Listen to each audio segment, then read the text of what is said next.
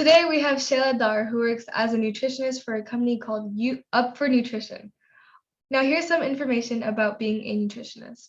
On average, the salary for a nutritionist ranges from about $35,000 to $65,000 annually, and in general, it'll probably take about 7+ years of schooling. So, how are you doing today? I'm good. Thank you so much for having me here. Thank you Really so much. appreciate that. Oh, thank you so much for being here. So let's roll in with the first question, which is what 3 words best describe your profession and why? I mean, I had to work hard on that one, yeah.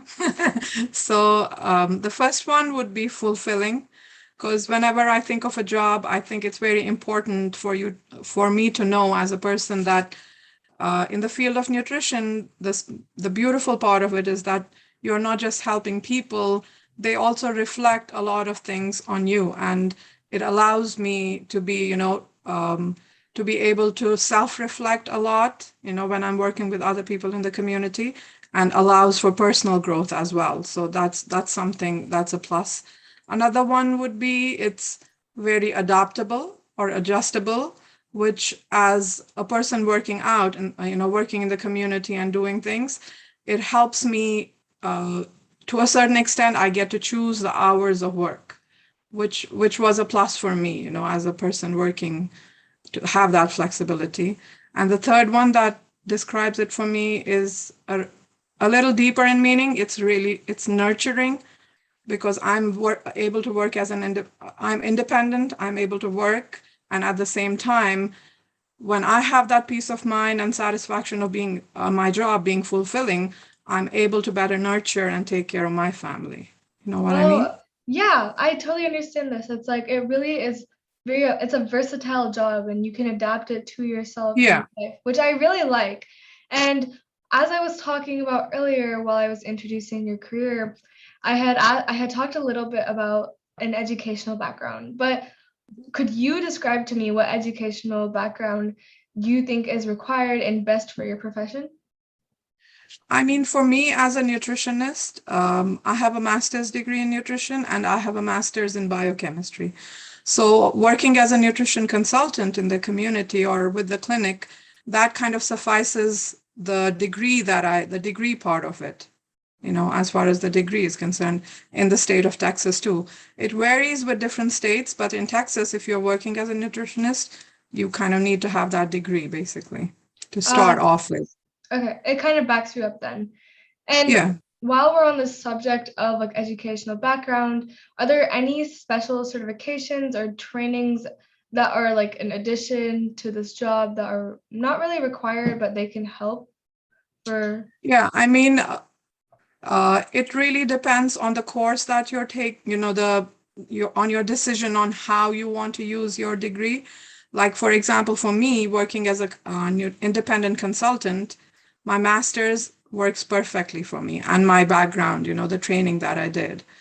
But then, for example, depending on the needs of your job, if you're going into into food sector, for example, you might need additional, like I have a food handler's permit, for example, because I teach kids about nutrition when I'm cooking with them also. You know what I mean?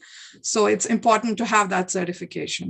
So depending on that, if you go into, let's say, policy making is another thing, which is very upcoming right now as a nutrition public health educator, So if you're going into that, your master's might be good enough. But then you could go all the way to PhD. You know what I mean? If you're teaching, like I teach at the university, if I have time and scope, I would definitely want to go and get a PhD. You know what I mean? Mhm. But that depends on how far you want to go. But here I want to make a distinction between a nutritionist and a dietitian. You know, as a nutritionist, I cannot tell you that I'm not able to clinically treat you. You know what I mean? But if you want to work in a hospital setting, you want to work in the hospital or a clinical setting, then you would take the RD route, where you would go through the certifications and other things to become an RD. That would be a different approach, which is also, something to look ahead to as a nutritionist if you wanted to. Okay, so it seems like all these like certifications and trainings are case by case. you can take the certification if you're willing to go in that kind of field, which I guess Mhm. really applies, and it's really good for people who want to do something and specifically only that thing, which is really, Yeah, yeah, which is really helpful. Um, yeah.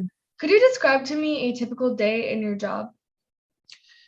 Now, on any given typical day, like I basically divide my day, you could say, into half because I work as a nutritionist with the clinic where I'm kind of taking care about of like I would be talking to several clients, getting an idea uh, of their behavior around food, because as a nutritionist, that is my kind of job, to be able to work around with you to help modify behavior around food. So I would be interviewing, talking to them, what we call a 24-hour recall, where I will ask you, what have you eaten for the day? So this could be on a phone, could be a phone call or meeting one-on-one with the clients. And then kind of based on the information that you get, you design the meal plans for them, And then the rest of the day, I teach. I'm teaching virtually right now, so that's you could say, blessing in disguise of being able to work remotely.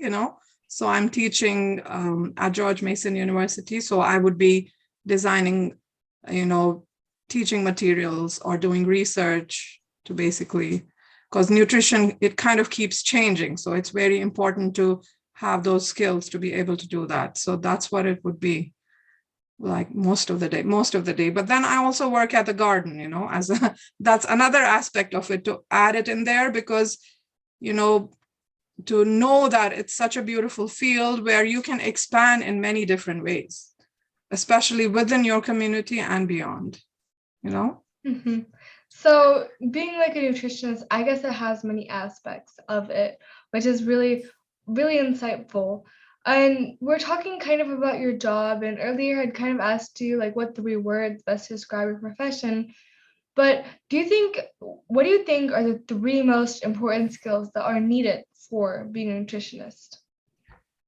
I mean, obviously, if you talk to various nutritionists, they would have their own answers, you know what I mean? But for me, the 3 things that would stand out is, first, I mean, it's very important to have excellent research skills and be able to critically analyze the information that is out there, because anybody would agree, you go on to Google, you can find so much information, related to nutrition. But as a nutritionist, to be able to fill that gap where you're able to translate that information and be able to, go and spread the authentic information. So to have good research skills is very critical. And another one would be having a listening ear, very important. To have that patience to listen to the other person in a non-judgmental way, making them feel comfortable and secure while they are talking to you. Because it takes a lot of courage for somebody to come out and talk to you and not just talk about something good they are doing related to their nutrition, but also their weaknesses. You know what I mean? So that takes having a listening ear, being patient is extremely important. And another one, which kind of can make or break it, is networking and building relationships. That would be the key, because you want to build those connections. It's a social science, so it's very important to keep building those connections. So you were talking a little bit about how like some certain skills can make and break your career. And I feel like that kind of relates to the fact of like it kind of relates to the question of what are some challenges that come with your profession, because a lot of things that you're talking about, like, and just describing your normal day, it seems like a lot. So I just want to know, like, what are some challenges that come with being a nutritionist? I mean, as far as the challenges, the way that I'm working right now, although I described it as a strength, which is being adaptable or adjustable, it kind of works both ways. It's not like a regular 8 to 4 job, like you would call it. Some days you might be working on a Sunday, because you might have to work around the availability of your clients. You know what I mean? If you're working as an independent consultant. So that adaptability, it kind of works both ways. But then it depends on how much work you're going to take too. But that does, if you're not up for that, then that could be a hurdle, where it's fulfilling. If you really love your job, you want to meet people and you want to do things with them, you're open and available on a Sunday to talk a couple of hours based on your client is only available on a Sunday, then it's okay. But otherwise, it could be I don't see it personally as a hurdle, but it could be. Okay. I see that.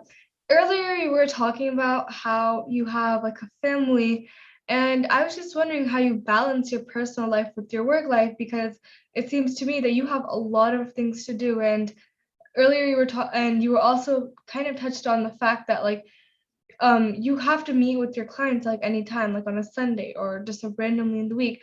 So, how do you balance your personal life with your work life? I mean, as far as my work is concerned, I kind of see this as a beautiful part of this work that I'm doing, that I am able to a larger extent, I'm able to decide which hours I'm going to work. You know what I mean? So I am able to do projects. I'm able to take care of my family. So far, I've been able to divide my day pretty well, where I've taken care of my work, then I do always have time to kind of take care of my family, because mostly I'll be working from home unless I have to go to a clinic. Right now, I am working from home, but that helps. That helps balance it out. Depending on the needs of the clients, maybe on a Sunday, I might have to talk for a couple of hours, but the rest of the hours, I'm available. You know what I mean? So it is pretty flexible that way. Okay, so it's easy for you to make time and actually spend time with your family, which I guess is really good. And it's I guess you're getting kind of the best of both worlds in that area. Yeah, it has allowed me to kind of do grants, for example, which I wouldn't be able to do if I was working, like a 10 to 4 job, because when you're done, you're tired. You know what I mean? So this is like you're working in small time batches, but in between those time slots, you're able to accomplish a lot, because it is very important in this field to kind of keep building on what you have. You can't just be stuck and you're just seeing clients and you're done. Personal growth is very critical in this field. Yes, definitely. And this is the most important question. So to all the people who are watching, please, this is the most important question. If you were just like not paying attention, this is the time to pay attention. This is, like I just said, the most important question. And this question is, what advice would you give to a high schooler who's trying to pursue this career? Well, I would say that currently, if you look at our country right now, there couldn't be a better time, because better time in the sense that there is an ever increasing demand of somebody out there who's willing, who's available, who has the qualification to bridge that gap between traditional medicinal practices and holistic approach to well-being. In my opinion, somebody might disagree with me, but in my opinion, that bridging of that gap, if you are a well-qualified nutritionist, you could definitely bridge that gap. And that makes this a unique opportunity. And again, another thing, yes, providing sustenance and being on your own and being able to make money or income is a part of it, because that's why you're working, that's a big part of it. Something that I also learned, from right now as I'm working, like you may not always make a ton of money, you know what I mean? But you'll definitely make more than money. I keep telling this to everybody that I meet, because you're not just making money, you're affecting other people's lives. And that's very beautiful about it, I think. Yes. Yeah. And it's also, I feel like the idea, if you have a passion for something, then you Yeah. can do with it, because you'll be happy Yeah. for the rest of your life. Yeah. Exactly. You're able to, like, this is something that I started off that I wanted to be a biochemist, but then realizing how, I wanted to go into genetics, for example, but then I realized that you may not always be able to control what your genes do to you, but you can definitely control what you put inside your body. That's like half the battle won, and there is a need out there to be able to spread that information in a way that it's sustainable.